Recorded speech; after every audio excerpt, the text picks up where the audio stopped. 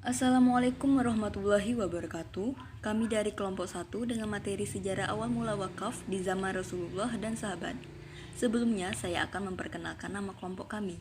Yang pertama ada Andini Herawati, yang kedua Dina Konita, yang ketiga Miftah Amalia.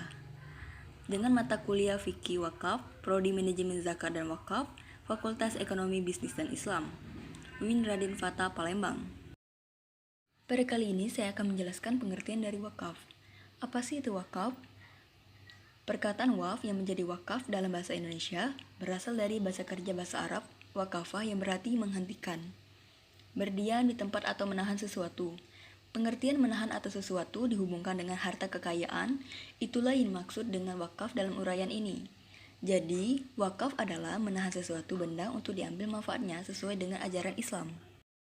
Pada materi selanjutnya yang akan saya jelaskan adalah sejarah wakaf. Sejarah wakaf bermula pada masa Rasulullah, di mana Rasulullah berhijrah ke Madinah pada tahun 2 Hijriah. Menurut sebagian pendapat ulama yang mengatakan bahwa yang pertama kali melaksanakan wakaf adalah Rasulullah. Beliau mewakafkan tanah milik Rasulullah untuk dibangun masjid. Yang kedua, pada masa dinasti Islam. Pada masa dinasti Islam ini ada 5 perombakan waktu. Yang pertama pada masa dinasti Umayyah. Pada masa dinasti Umayyah, yang menjadi hakim Mesir adalah Taubah bin al-Khadarmi pada masa Khalifah Hisham bin Abdul Malik. Yang kedua, pada masa dinasti Abbasiyah.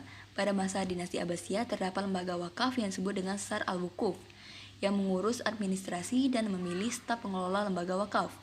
Yang ketiga, pada masa dinasti Ayyubiyah.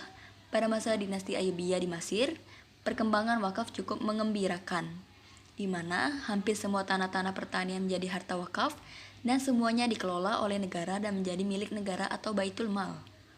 Yang keempat, pada masa dinasti Mamluk, perkembangan wakaf pada masa dinasti Mamluk sangat pesat dan beraneka ragam, sehingga apapun yang dapat diambil, manfaatnya boleh diwakafkan. Yang kelima, pada Ordel Az-Zahir Bibers. Pada Ordel Al-Zahir Bibers, perwakafan dapat dibagi menjadi 3 kategori. Yang pertama, pendapat negara hasil wakaf yang diberikan oleh pengusaha atau penguasa kepada orang-orang yang beranggap berjasa. Yang kedua, wakaf untuk membantu haramain atau fasilitas Mekah dan Madinah. Yang ketiga, kepentingan masyarakat umum. Selanjutnya, wakaf di Indonesia. Perkembangan wakaf di Indonesia dapat dibagi menjadi 3 kurun waktu, yaitu yang pertama, sebelum kemerdekaan Indonesia. Wakaf merupakan suatu lembaga ekonomi Islam yang eksistensinya sudah ada semenjak awal kedatangan Islam. Wakaf adalah lembaga Islam kedua tertua di Indonesia. Yang kedua, pasca kemerdekaan Indonesia.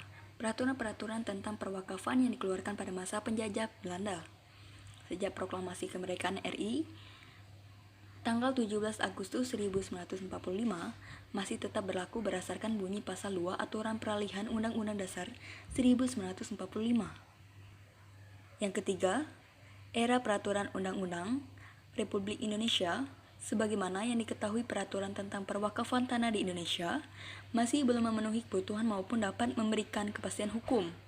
Dari sebab itulah, sesuai dengan ketentuan pasal 49 ayat 3 Undang-Undang PA atau pemerintah pada tanggal 17 Mei 1977 menetapkan peraturan pemerintah nomor 28 tahun 1977 tentang perwakafan tanah milik.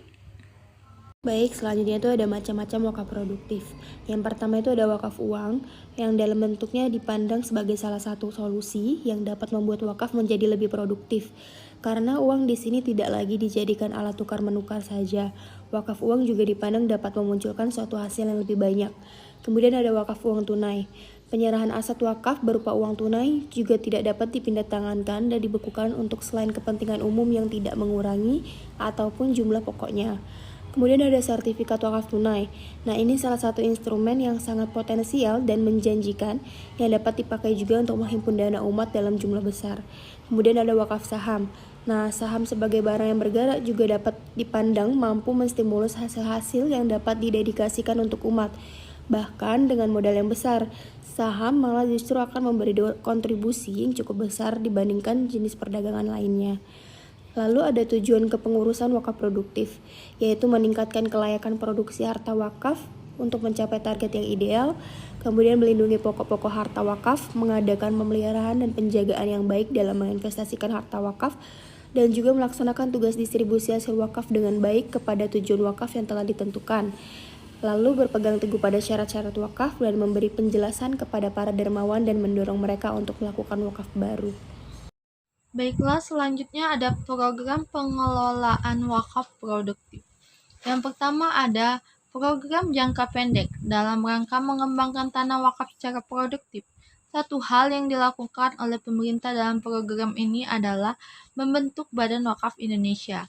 Kemudian ada program jangka menengah dan jangka panjang dengan mengembangkan lembaga-lembaga nazir yang sudah ada agar lebih profesional dan amanah. Kemudian ada pemberdayaan tanah wakaf produktif, di mana aset wakaf yang menghasilkan produk barang atau jasa yang berbentuk investasi. Usaha studi kasus ini merupakan perumpamaan dalam pemberdayaan tanah wakaf yang berada dalam wilayah yang sangat strategis. Sebagai contoh, berdirinya sebuah masjid jami berlantai 2 yang terhitung cukup elit, di mana lantai 1 disewakan untuk resepsi perkawinan atau pertemuan, sementara itu lantai 2 untuk kegiatan ibah. Baiklah, mungkin itu saja yang dapat saya sampaikan bersama rekan saya. Saya mohon maaf bila ada salah kata. Wabillahi taufiq wal hidayah. Wassalamualaikum warahmatullahi wabarakatuh.